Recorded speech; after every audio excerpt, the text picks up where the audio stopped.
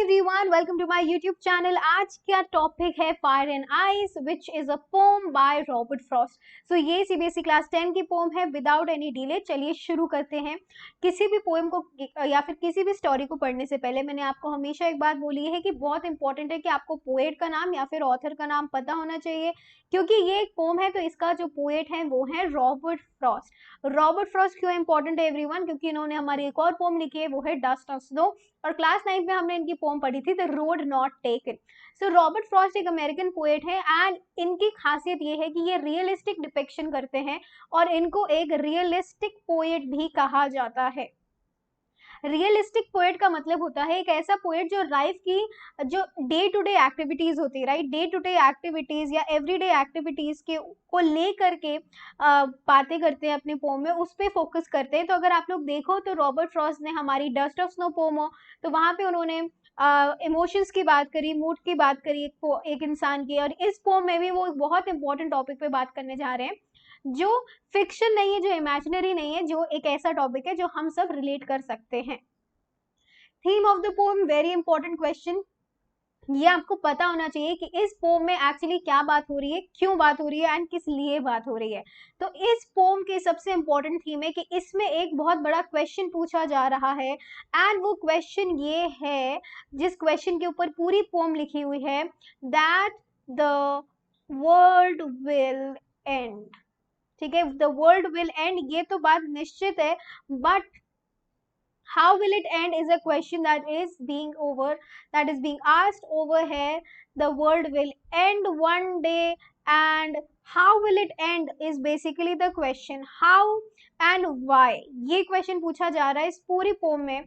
तो यहाँ पे रॉबर्ट फ्रॉस्ट ने फायर एंड आइस पोम में सिंबोलिज्म काफी ज्यादा यूज किया. अब आप में से काफी लोगों को मैंने बताया था सिंबोलिज्म क्या होता है. जब आप एक चीज को रिप्रेजेंट कर रहे होते हो किसी दूसरी चीज से, फॉर एग्जाम्पल पिंक किस चीज का सिंबल है? पिंक फेमिनिन चीजों का सिंबल है, राइट. जैसे मैं पिंक बोलती हूँ आपके दिमाग में आती है काफी सारी वुमेन, काफी सारी गर्ल्स, राइट. तो यहाँ पे फायर एंड आइस भी काफी सिंबॉलिक है. फायर इवन दो आग को रिप्रेजेंट करती है लेकिन लिटरल मीनिंग उसका कुछ और लिया गया है, राइट. उसको यूज किया गया है डिजायर को रिप्रेजेंट करने के लिए. वहीं आइस जो हम बर्फ के नाम से जानते हैं यहाँ पे हेट्रेड को रिप्रेजेंट करने के लिए यूज करी गई है.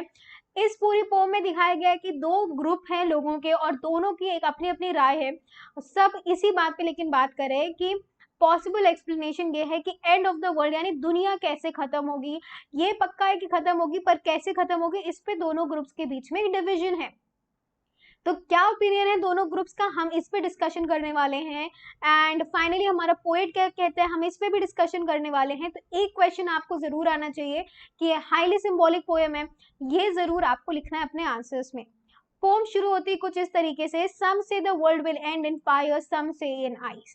तो क्या यहाँ पे सम से कोई साइंटिस्ट है या फिर कौन है? एक्चुअली सम से मतलब है पीपल इन जनरल, राइट. मेरे और आपके जैसे जो लोग हैं उन सबका ओपिनियन है, राइट. कुछ कहते हैं कि दुनिया खत्म होगी फायर से, यानी दुनिया में इतनी ज्यादा गर्मी हो रही है, जैसे आप जानते हो ग्लोबल वार्मिंग हो रही है, इतनी ज्यादा गर्मी पड़ रही है, बारिश नहीं हो रही है, टेम्परेचर इतना ज्यादा इंक्रीज कर जाएगा कि ये जो पूरी अर्थ है ये क्या हो जाएगा, एक आग का गोला बन जाएगा और सारी चीजें खत्म हो जाएंगी.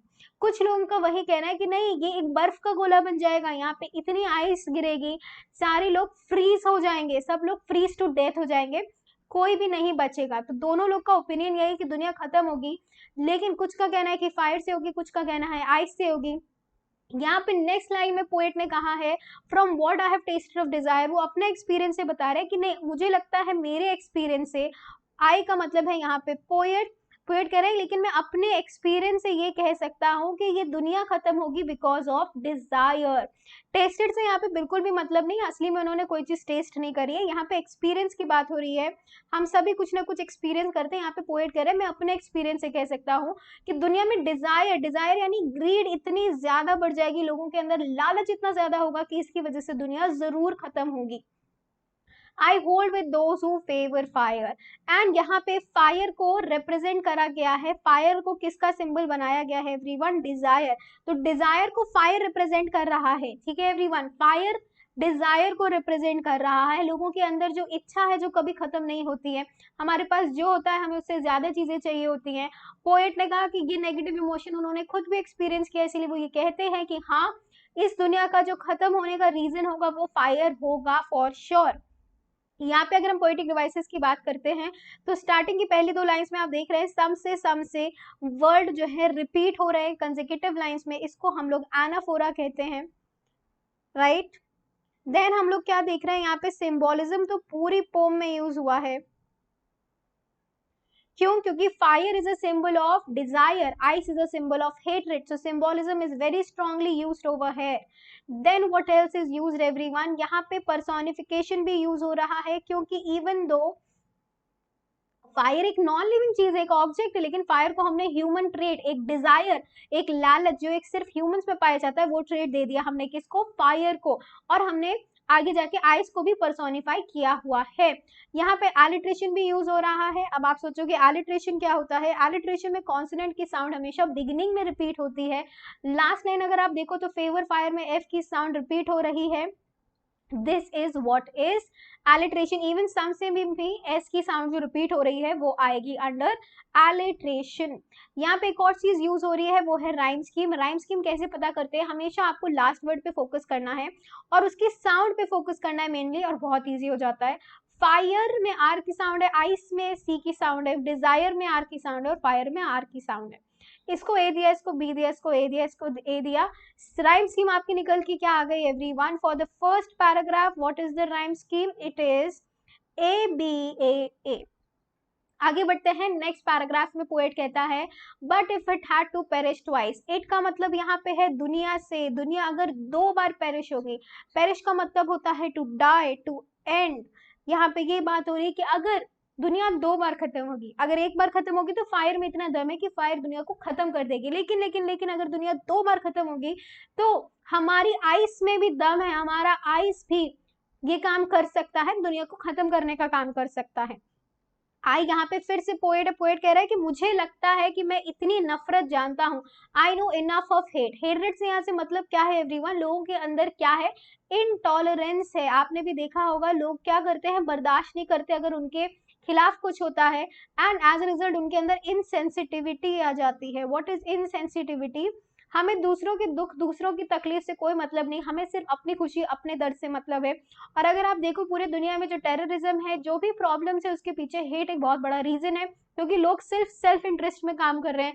इतना ज्यादा हमारे अंदर ग्रीड भर गया है कि वो हेटरेट को जन्म दे रहा है। तो यहाँ पे पोएट कहता है कि मैं इतनी नफरत जानता हूँ, दुनिया में इतनी नफरत है कि हम ये कह सकते हैं कि डिस्ट्रक्शन यानी तबाही के लिए ice is also great. Ice में भी बहुत दम है कि उस पूरी दुनिया को वो खत्म कर सकता है। And it would suffice. Suffice का मतलब होता है सफिशिएंट, यानी कि ये भी कम नहीं है किसी से, राइट। द आइस में भी पूरी जान है, पूरा दम है कि वो दुनिया को खत्म कर दे, लेकिन दुनिया को आइस कब खत्म करेगी? अगर दुनिया 2 बार खत्म होगी। लेकिन अगर दुनिया 1 बार पेरिश होगी तो उसके लिए हमें फायर के अलावा किसी चीज की जरूरत नहीं है।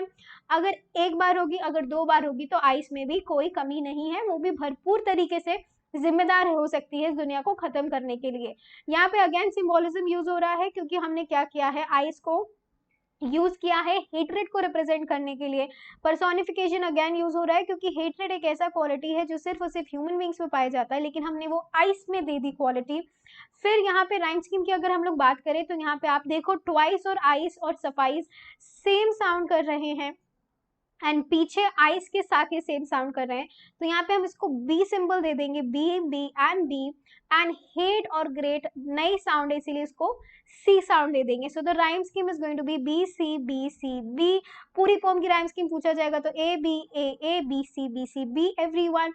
यहाँ पे भी अगर आप देखो तो क्या लग रहा है, एलिट्रेशन भी लग रहा है, एजोनेंस भी लग रहा है। इन सारी चीजों की डिटेल मैं आपको नेक्स्ट वीडियो में बताऊंगी। आई होप यहाँ तक क्लियर है कि क्या कहना चाहता है पोएट।